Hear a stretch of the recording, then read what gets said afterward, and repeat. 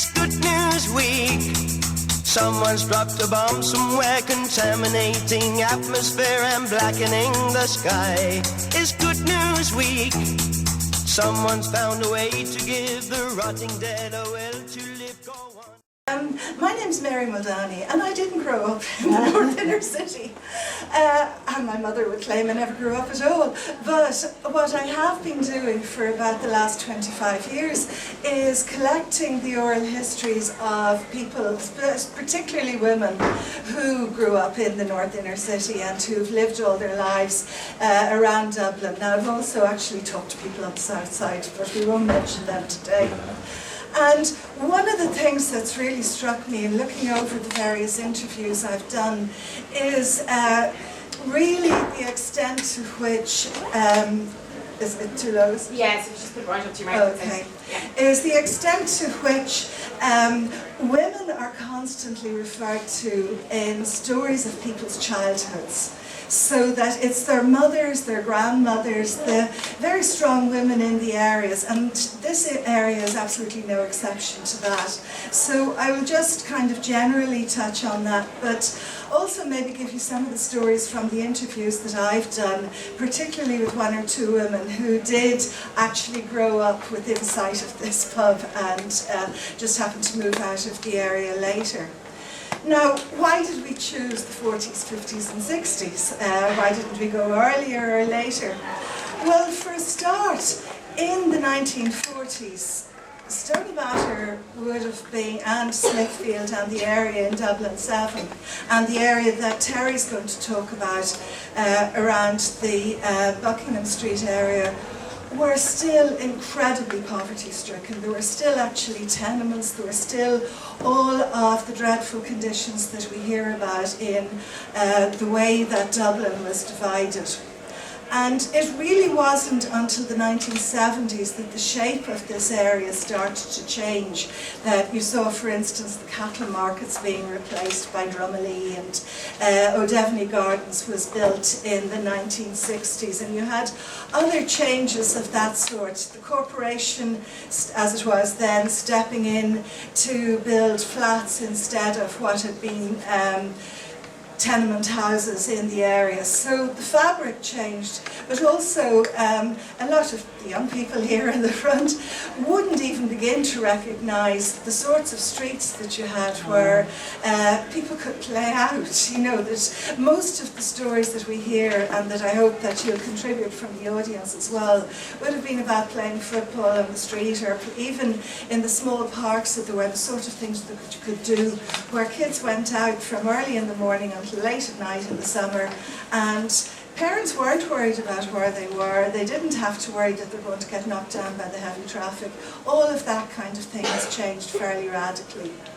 But from the point of view of women, one of the key things that would have made a difference to kids growing up was the fact that in that period there was very little outlet for women who had children to work outside the home, and it meant that there were stay-at-home mothers who were there for the most part as kind of stalwarts for kids who, especially if they had what was called a good husband who handed up his wages uncounted, would be able to run the domestic economy. They were running their household economies and making sure that everything, you know, that was, at least there was food on the table. It might not have always been the highest quality, but that at least that there was a roof over their heads and there was food on the table.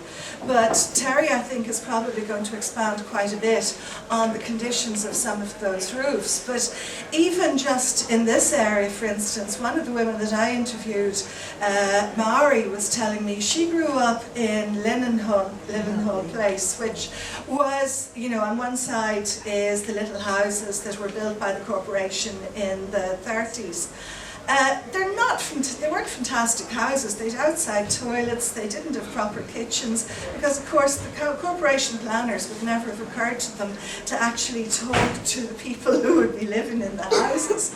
But across the road from those houses were still the old style tenements. And Mary remembers going into friends who lived in those tenements and having to get them to throw a bit of candle out the window so she could see on the stairs going up, because there was no lighting. And that would have been in the 1950s, because she wasn't born until 1951. So you can see that the changes that we now witness, and the way that, for instance, the regeneration area under Harp, which would be focused on what would be some of the rundown the flats, that they're actually not that old. And maybe it's an indication of a lack of forethought that they need to be refurbished already. However, one of the key things about an area like this is the sense of community, and certainly back in those times, people knew each other extremely well. I'm a blow-in. I've only been living here for 15 years, so I'll never be a proper Stoneybatter resident. But what I am conscious of is the extent to which my neighbours, some of whom would be very much older than me even, as you know, they are there at the end of generations who've lived in the area. But the houses are being sold on to people like me, and that there has been radical change even from that point of view. Every year at Halloween, because I used to live in the suburbs, I always have all the sweets and everything ready for the callers. We don't have kids coming around. We've had one, I think, in recent years for each Halloween, and that's probably an indication. So maybe some of the other things that could come up would be the high days and holidays, the things that were important to people as children, that marked out the changes in their lives. Another thing that was absolutely crucial in the difference between those decades and later periods, especially maybe the last 10 or 20 years, would have been the role of the Catholic Church. I mean, extremely important in terms of schools, how they were run, and also especially in how the role of women was laid out, and of course the effect that had on the role of their daughters.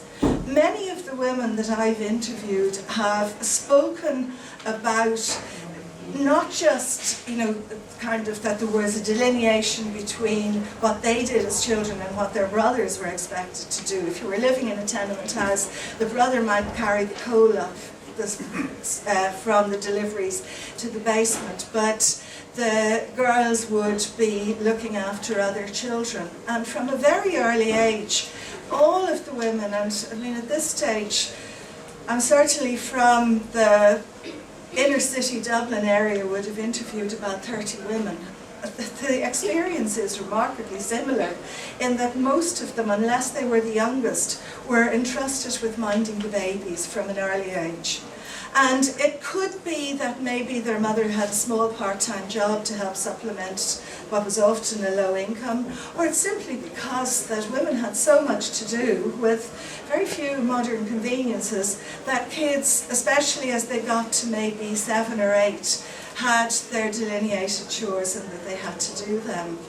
Now, the role of the state is interesting from that period as well, because in 1944 the first talk came of having a children's allowance, and there's a lot of talk about means testing it now and a fair amount of debate about that subject. But in 1944 it was absolutely revolutionary to consider giving money to families just for having families, and it was a Fianna Fáil government, surprisingly enough, but partly it was because of the levels of poverty and the realisation that kids were starving unless there was some general allowance for improving those basic conditions. But from an early stage when it was brought in, the money was paid to the father of the family unless for some reason the woman was maybe on her own or on the head of the household. Another interesting thing is if you're looking at the census returns for 1946 and 1951 and 56 when there were census in all of those years, you're looking only primarily at births for married women.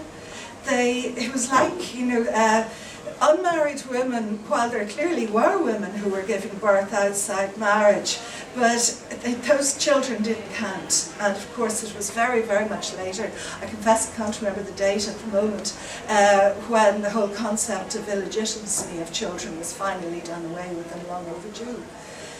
Okay, so really what we were looking at a time then was an area that was physically quite different, though maybe over around the Stoneybatter area where I live, the buildings that we recognise now, especially the Dublin artisans' dwellings buildings that were built around the late 19th century and very early 20th century, they haven't changed, but the people who live in them for a large part have.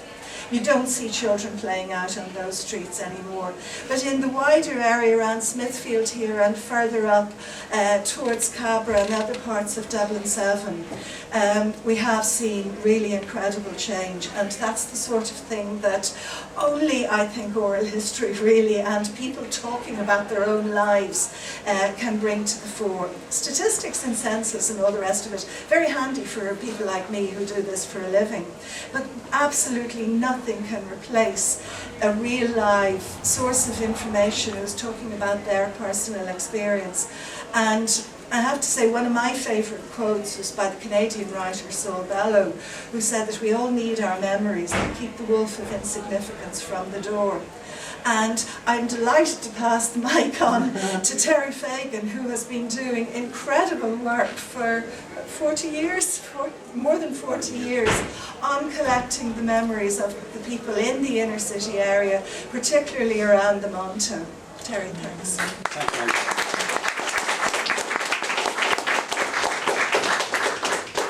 As Mary was saying there, I've been collecting the history for over 40 years, and basically how I got collecting the history was I started doing the Meals on Wheels came out. It wasn't a fashionable thing to have in those days in Dublin in the 1970s, but there was a nun that set up a kind of Meals on Wheels thing, and food was given from the back of the church.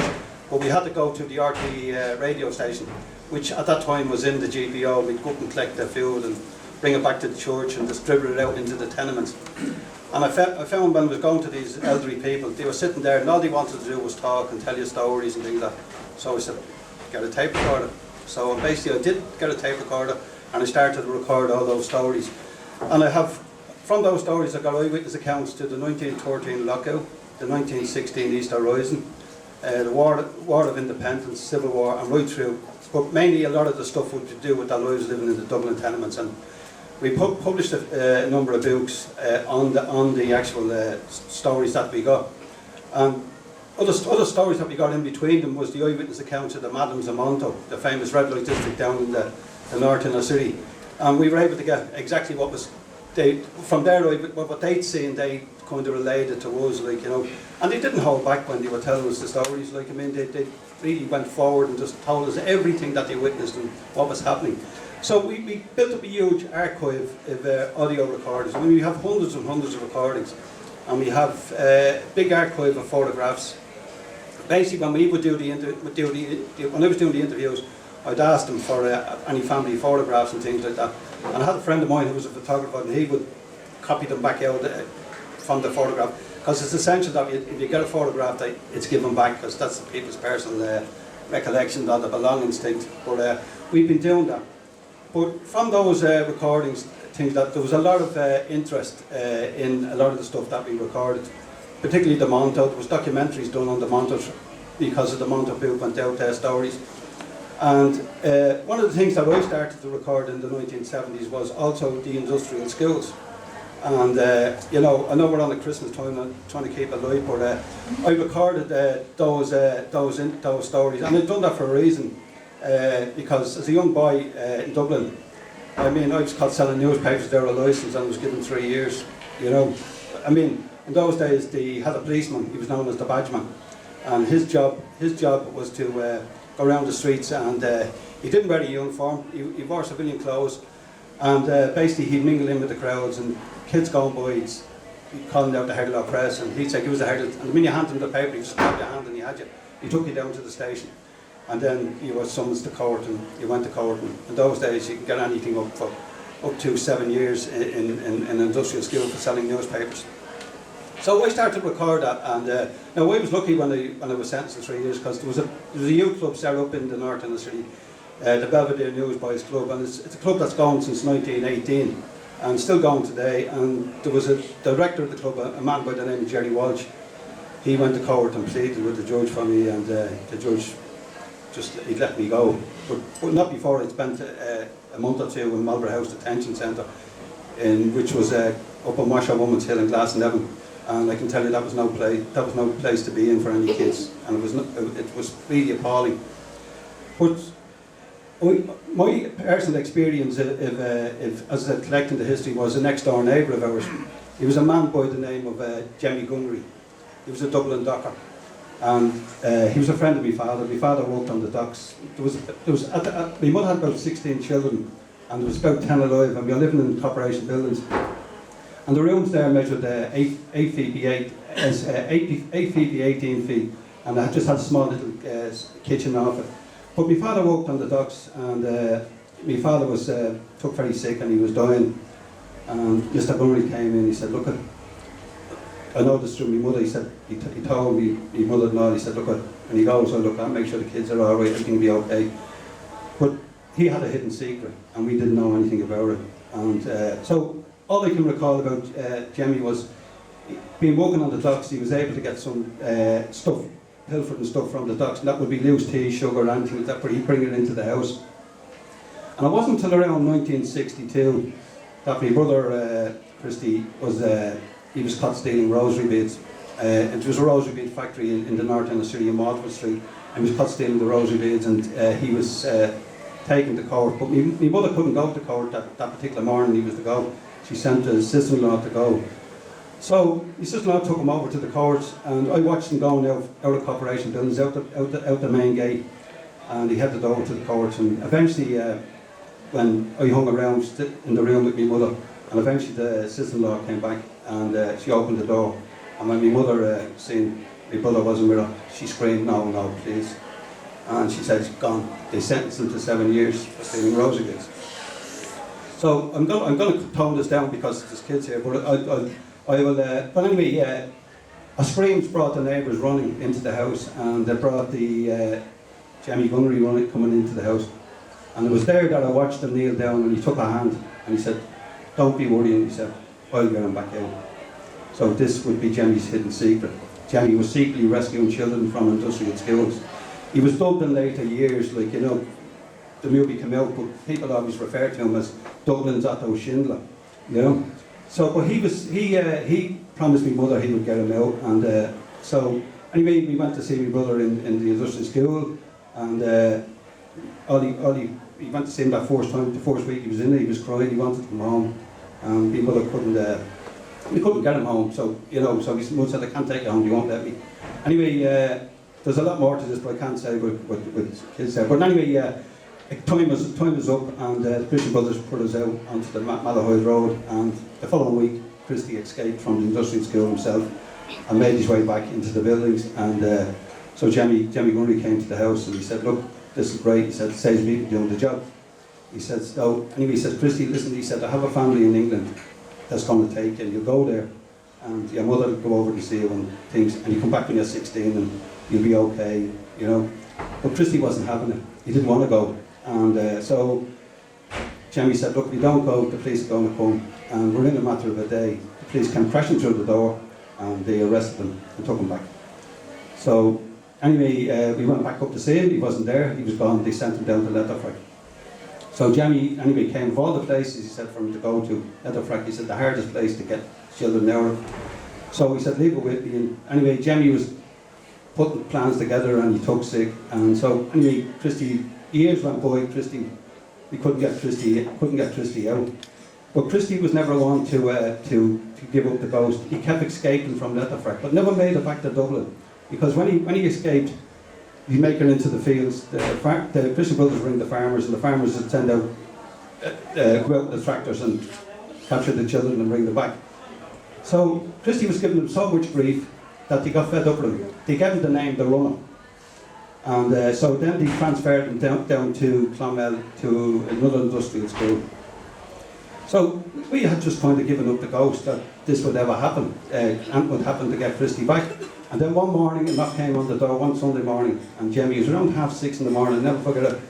And he said, "You're right, Terry," he said, "I'm going to need your help. I've been down to the industrial school," he says, "I've seen the layout," he said, "we can get him. It's going to be a snatch job." So I got ready, was getting ready, and my mother jumped and said, "Well, if he's going, I'm going." So anyway, Jimmy says to me, he said, "Bring something with you," he says, "because if anything goes wrong," he said, "the Christian Brothers are handy with the hurley sticks, they smash their faces in." So anyway, I put a Northern Bar and stuff into my jacket, and off we went. And we got down to the industrial school. The industrial school was deserted. I met a man coming out, and I said, "Where's all the boys?" And he said, "They're not here. They're in the far field. It's sports day next Sunday, and there's no visiting today." So I went back and I told Jimmy. Jimmy said, "Right, okay, it's next Sunday it is." So the following Sunday we went down, and we went into the industrial school, and all the people were there watching the race and things like that. It was, as being a sports day, we were all running around. So we stood in and mingled in with the crowds, and no sign of Christy coming around. And anyway, eventually he did come around. He had boots on him that were so many sizes too big he couldn't run in them. But anyway, I stepped out of the crowd when I seen him trotting around the side of the school. I said, "Christy," and when he seen me, his eyes lit up, and then he looked, he seen my mother, and then he seen Jimmy, and he knew something was going to happen. I said, "Look, when you go around with the school again," I said, "there's a gap in the hedge, I'll be waiting for you there." So he took off like an Olympic runner then, I can assure you. So anyway, he ran around. Jimmy went out and got into the car, and my mother got into the car, and I went down to the gate to cover in case anything would go wrong. So he came running around, and he ran up an embankment, and anyway, I forgot to tell him there was a ravine at the side of the road. He fell off and went into the ravine. So I ran out and I pulled him up out of the ravine, got him into the car, and we sped off. My mother was kissing him and hugging him, the whole lot. And so I thought we were going back to Dublin, and Jimmy said, "No, we're not going back to Dublin." He said, if we make our way back now, the police will be checking Dublin registration cars, and he'll be captured. So he took us up to the Rocket Castle, and that's where we stayed till it got dark. And we took him back into Corporation Buildings, just off Foley Street, for those that don't know where the area is. And we took him there, we took him into a safe house. So Christy was sitting there, and he told us the story, what was happening to him. That when they took him out to the fields to walk, some of the Christian Brothers hit his ankles with a hurley stick, so he couldn't run anywhere, and this was all the stuff that was coming out. So Jimmy said, "Look, Christy, now," he says, "you know the story," he says, "you've only 3 years to go," he says, "you know, you can go away now," and he said, "and everything will be okay. When you come back, you won't have to go back to the industrial school."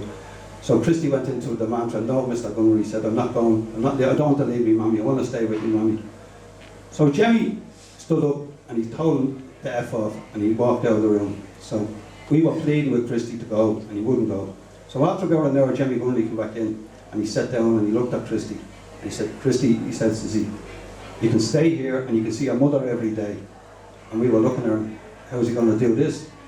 Christy had curly hair, a bit longish. So he said to Christy, "If you do everything I tell you, you'll stay." So Christy said, "I promise you, Mr. Murray, I'll do everything." So he said, "From now on, you're going to be a girl." So for 2 years, he walked the streets of Dublin disguised as a young girl, right? And so the woman that took him in, gave him his first dress. He wore a polka dot dress, plastic sandals. And Jimmy was so clever and so good at doing this that he made sure Christy had a doll room at all times when he was in the house. You know. So the police raided the house umpteen times. On one occasion, the Christian Brothers came along because they couldn't identify Christy. They were looking for a boy. He was dressed up as a girl. And so after a while, this was the whole thing. So if you're racing up the stairwell, and you're passing by Christy on the stairwell, it was, lightning. That's what they did in those days. They done lightning raids on the house. But anyway, I'm going over time, aren't I? Okay. So basically, what happens then is so the years go on. Christy is in nearly his final year to go, and he's down the back of Corporation Buildings playing football. Started playing handball with his friends, and the police came in to do a lightning raid, and they ran by him, and one policeman looked back. Christy was there, as I said, in his dress playing the handball, and the policeman ran back, picked him up in his arms, and screamed to the other policeman, "We got him, I got him, I got him."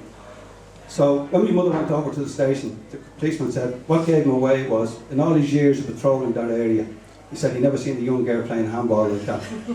And that's what gave him away.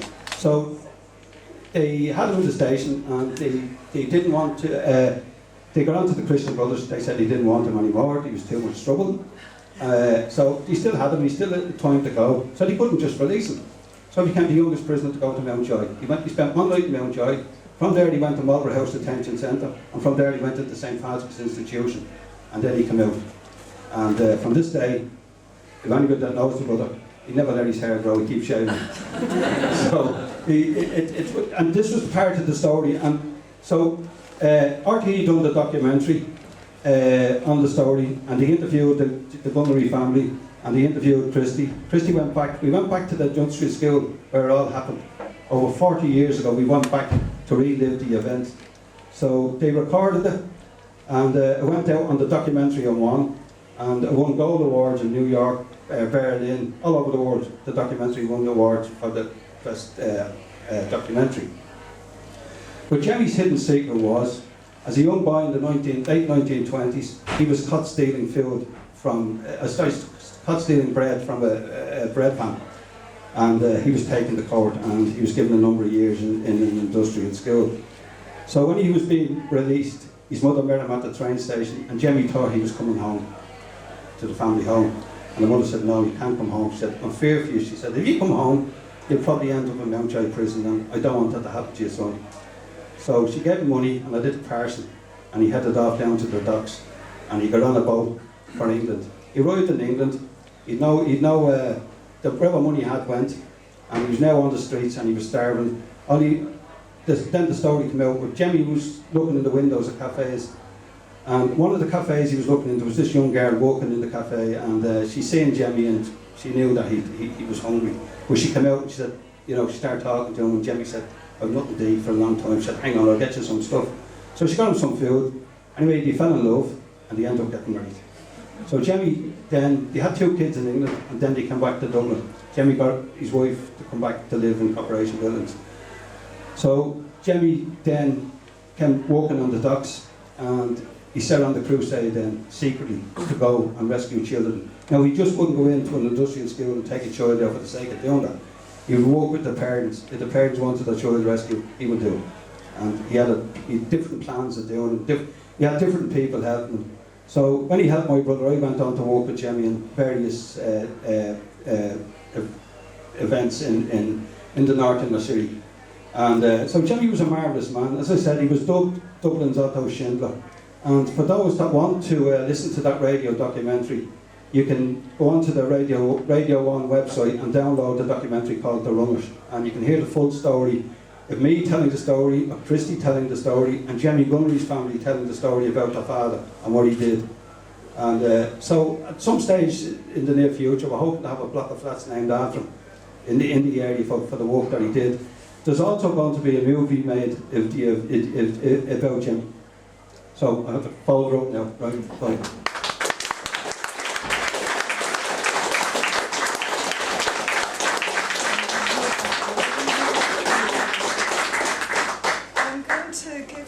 Now to Mary, who wouldn't sit up here, but I hope you had a less traumatic school experience. Did you go to school here in the area? I did, yes, in St. Hope Street. You just told it near your mouth. Well, I grew up in off Arbor Hill, Arbor Place, but known as Chicken Lane, for all the chickens and the cows and pigs and everything like that.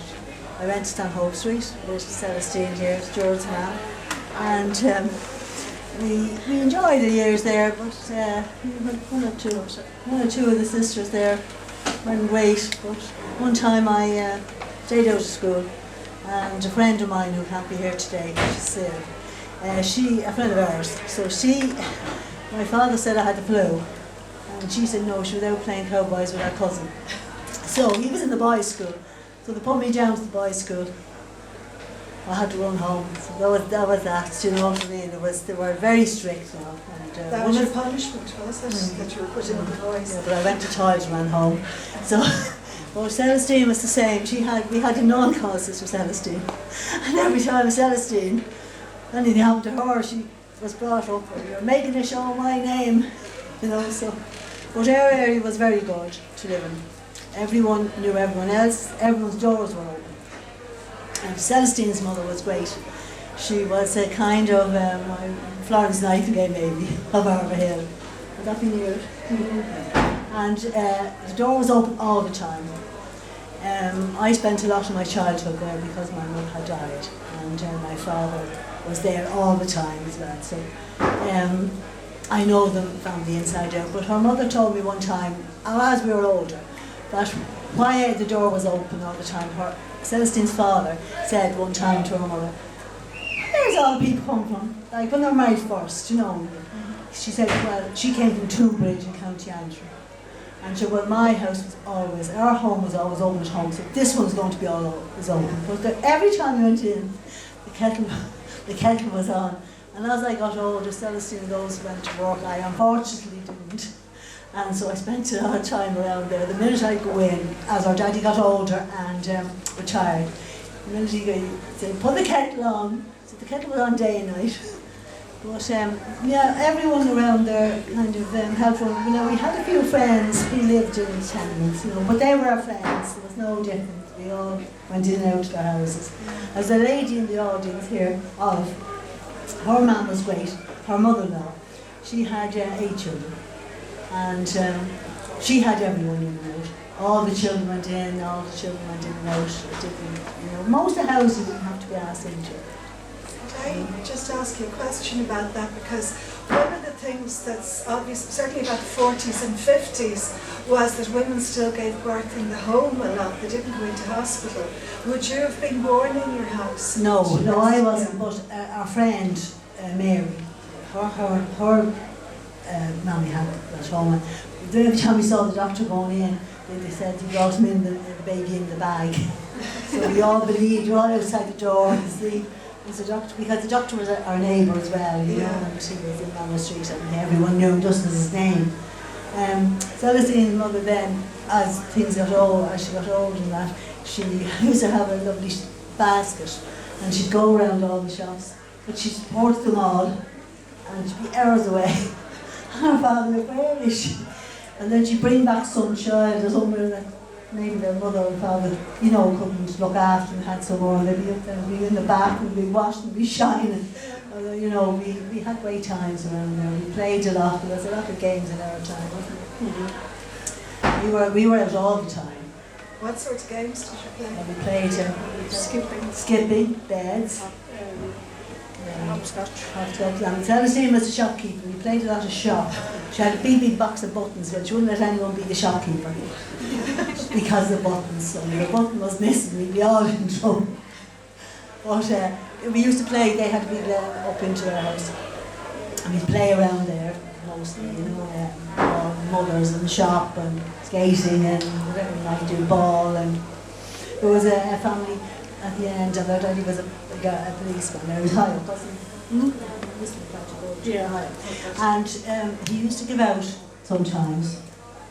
We were played in the lane a lot, and Mrs. Boynton used to come down. She'd say, "Listen here, so long as there's children's voices around, I'm here to be children's voices around this lane." So we stopped, and like he was a detective, or like, you know, he wasn't just an answer at that time. You know, he had got older, and his children grew up there with us, but they were a bit older than us.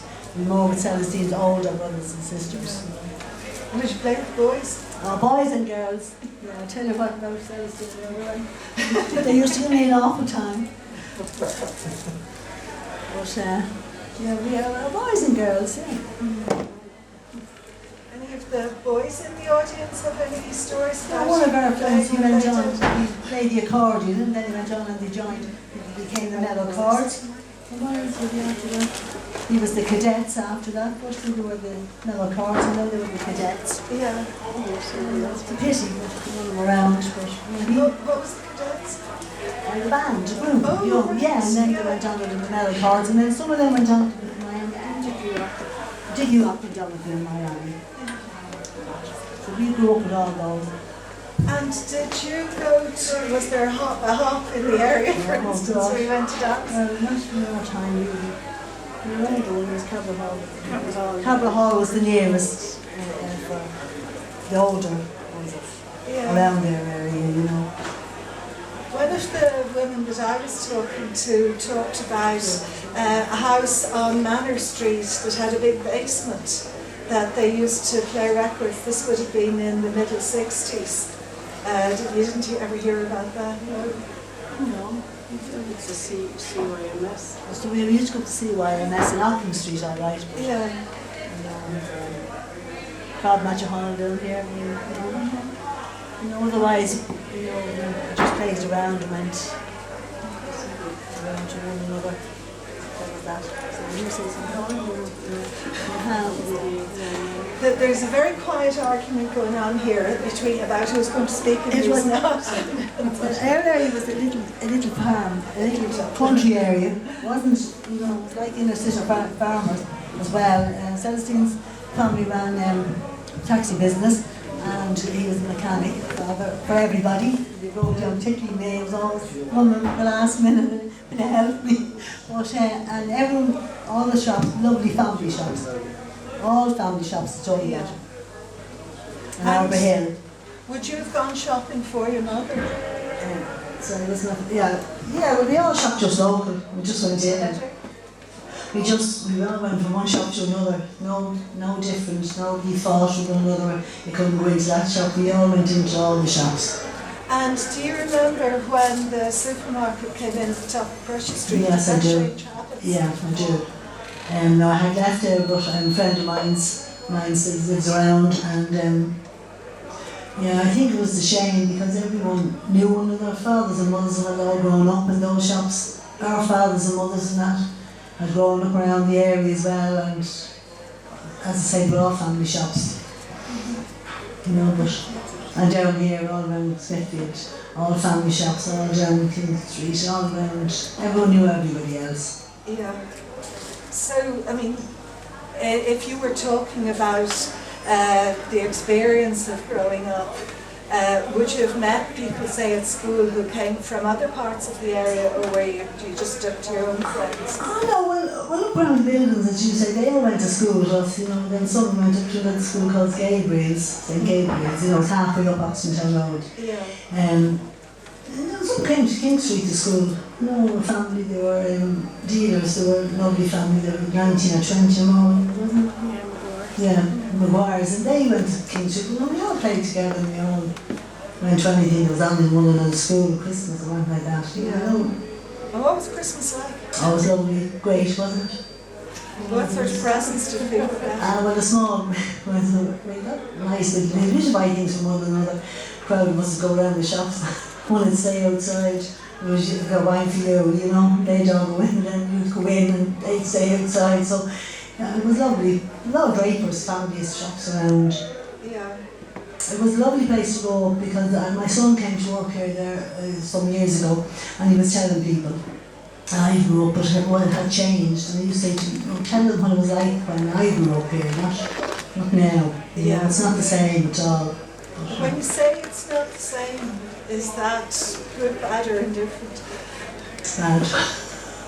Well, maybe bad for me, I don't know. It's probably, but all the shops closed down and all the areas, it's not the same. And where I lived was everyone were feeding pigs and cows and hens and everything else, for horses all around there, and it's all just boarded up now.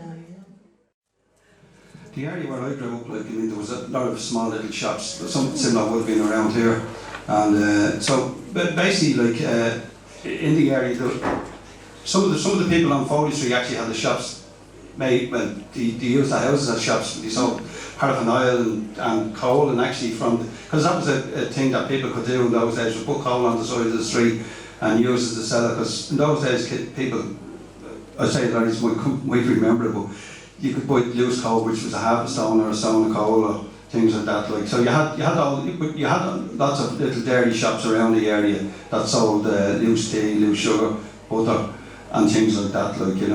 But what I can recall in that area, the lifesavers in that area would have been the Vincent de Paul and the local nuns, because they were the ones that kind of helped out the poor in the area. We had what was known as the stew houses, and things like that, but that's my memories is of them, of growing up in that area and being thankful to the Vincent de Paul and to the local nuns, because they kept us going, And there's an old saying, when you went up to the stew house, people had to bring their pots up and everybody knew if your gas was cut off because people were cooking on the fire, and the pots would be black.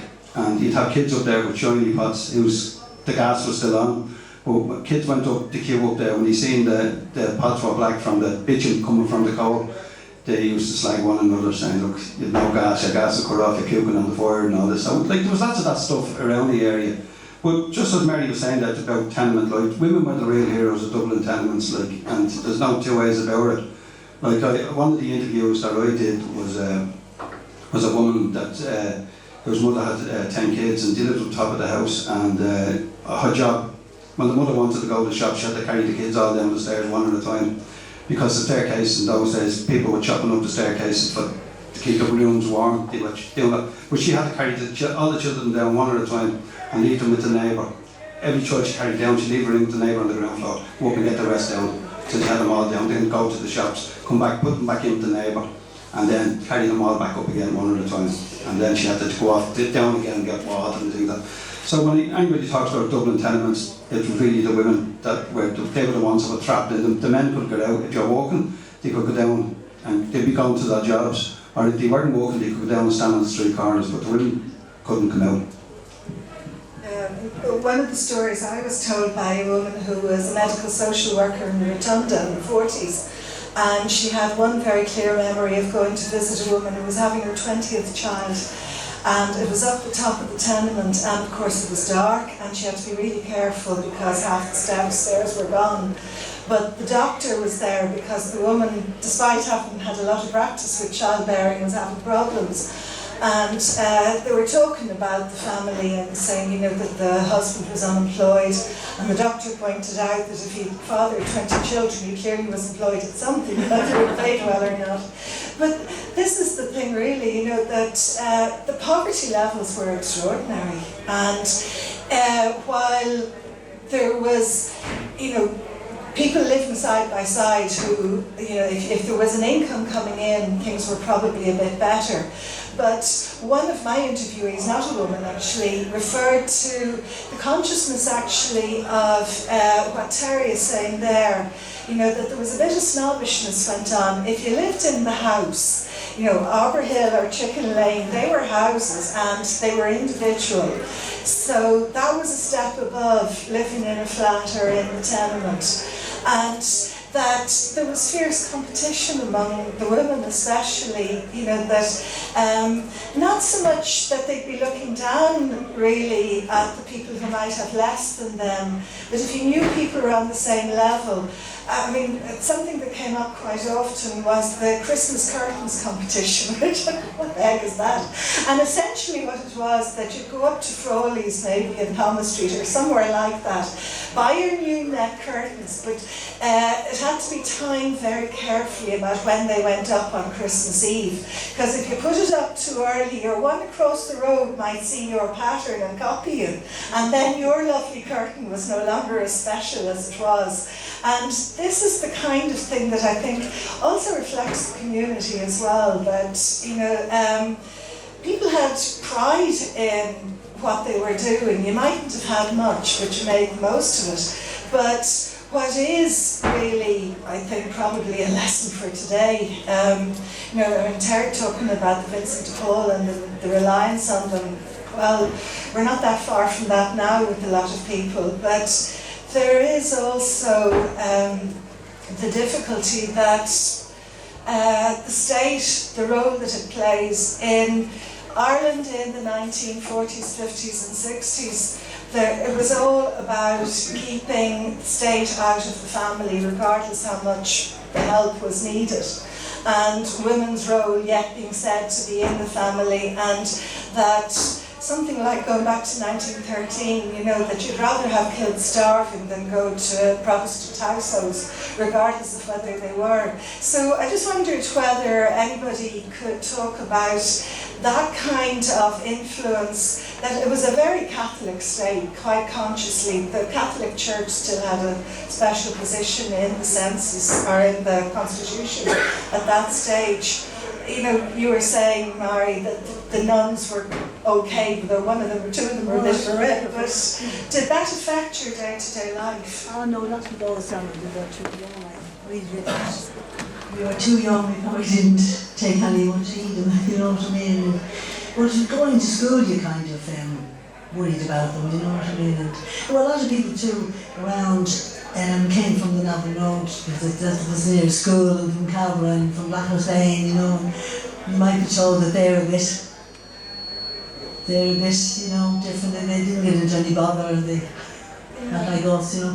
But there were a lot of people went around our area, like poor, homeless, and at that time, when we were all young, and a few used to come certain days and they got certain things. His mother was a sucker for all this. And one man used to come, Thomas, and he only wanted boiled eggs, a half a dozen boiled, you know. And some days she wouldn't take the eggs, you know, she'd give them to him. And he always only wanted eggs. She'd say, no, have something else. But then we had another lady, who was a bag lady. She was a big stout lady. I don't think she was that stout. She was fat, we were wearing all the clothes, and little big bags. So one day, some visitors were coming to Celestine's, and her eldest sister happened to come in the lane. Well, she'd be about second next to Celestine, and she came into the lane, and what's her name, was sitting there outside Celestine's gate, because she wouldn't come in now. She wouldn't come in, she sat outside just at the door, and her mother fed her and gave her clothes. But she put them all in a bag. So these people came to visit, and they met her, Celestine's sister, in the lane. They said, who's that? She said, did you not know that's Mommy's sister? She told them it was her mother's sister. And the poor lady, you know, they were, and the ladies were talking to him saying, I didn't know Nora had a sister, like, and she said, no, now you know.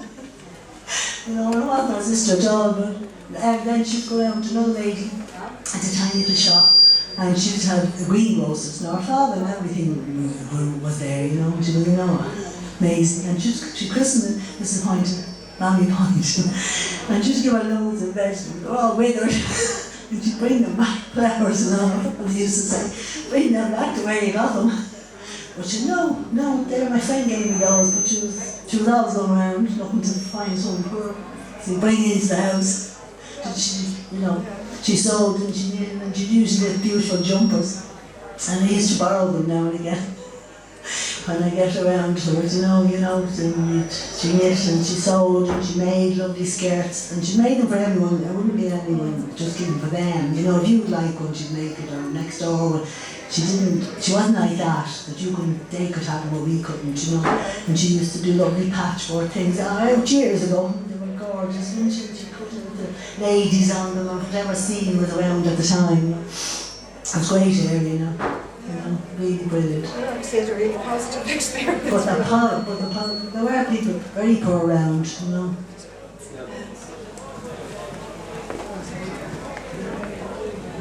Just talking about school there, like one of the interviews that we done for the book, we have a new book out called The Dublin Tenements, and one of the interviews that we did, and it was a man called Billy Cairns, and I remember him telling me the story. He was talking about his life. He said in Dublin in the 1930s, 1940s, he says, if you're caught playing football on the streets, you could get summons to court and your mother got fined and things like that, and you didn't have the money to pay. But he said, I remember one day, he said, myself and this guy called the poor sucker. And I said, why did he call him the poor sucker? He said, well, he says, he just went back on, he said, it was 1939, he said, you're playing football, he says, and when you're playing football on the streets, he said, you had to have someone watching out for the police. And because he said, you could get fined, he said, and it would be, you'd be in serious trouble with your mother. But he said, we were playing football, and we had one guy by the name of MacDonald, and he was to get the name of poor sucker. So MacDonald was keeping an eye out for the police, and they were playing the football. But then MacDonald got engrossed with them playing the football, and he wasn't watching out for the police. So the police come on the scene, this copper come on the scene, and it was too late. MacDonald copped him, but it was too late, and he picked up the ball to run back into the corporation buildings, and the policeman shouted, he says, don't be running, he says, you're not going to summon you, it's okay. So they Someone's dropped a bomb somewhere, contaminating atmosphere and blackening the sky. It's Good News Week. thought there was something wrong. He said, this Someone's copper, found a way something's to wrong with it. give the rotting So he dead a said, will to he said, live, look, go on and I never won't die. I'm on condition. Have you heard the And he news? said, what's that, Gary? What He did said, it "You told say? me don't throw it to me." Who's won He that says to me, race? I What's want the you to weather go like and today? Now, I know he's done with you. And he It's says, good if news you have the shark word, he says, Families take just the leave need it. for coal by Yeah. stimulating So birth control. We're wanting less to eat. It's good news week. Doctors finding many ways of wrapping brains in metal trays to keep us from the heat. And he said, yes. He said, can you do that? So my Tom said, well, I'm not go down with you, he said. So he said, okay, you come with me. So as my Tom walked down Operation Street, which is now James Side Street today, the gang got rolled out with any McDonald. Someone's dropped a bomb somewhere contaminating atmosphere and blackening the sky. It's good news week. Someone's found a way to give the rotting dead a will to live, go on and never die. Have you heard the news? What did it say? Who's won that race? What's the weather like today? What's the weather like today? It's good news week.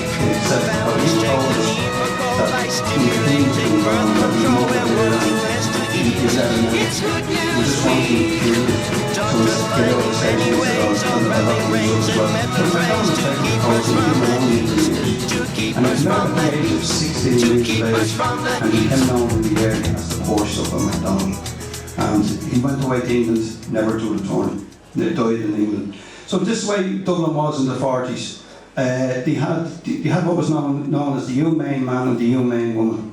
And they would go around the tenement houses and they go in and people say, well, these kind of complied with the state. No, some of them weren't. Some of them come from well-to-do areas and they go over into what would then be, I think it was kind of the Board of Education thing, and they wanted to kind of go out into houses and make sure children were all right. So some of them were given a go ahead and do it. So these people went around and they go into the houses, and I have to tell you this, because a lot of the interviews we did, these people didn't. They just push open the door and walk in and have a look around the room. And if you see the place was anyway dirty or the kids weren't kind of neglected, they would report the children, and then the children were taken off and sent off to industrial schools. But that's the way Dublin was in those days. Frank Duff makes a thing in his book. He said there was a lady in a Frank Duff biography was published there recently, and Duff is recorded as saying that there was a woman going around Dublin city centre that she was actually shoveling children into industrial schools. And that's the way the city was. I mean, like, basically the state were trying to get rid of a colonial past in many ways by getting the children off the streets, by pulling down the houses in the late 1930s, sorry, the 1940s. But people don't realise the tenements were still there in the 1980s. You have the likes of Summerhill, Garner Street, Shamrock Street, Foley Street, and Corporation Buildings were there in the 1980s. So when people say that Dublin, the tenements in the 30s and 40s, they were still there in the 80s.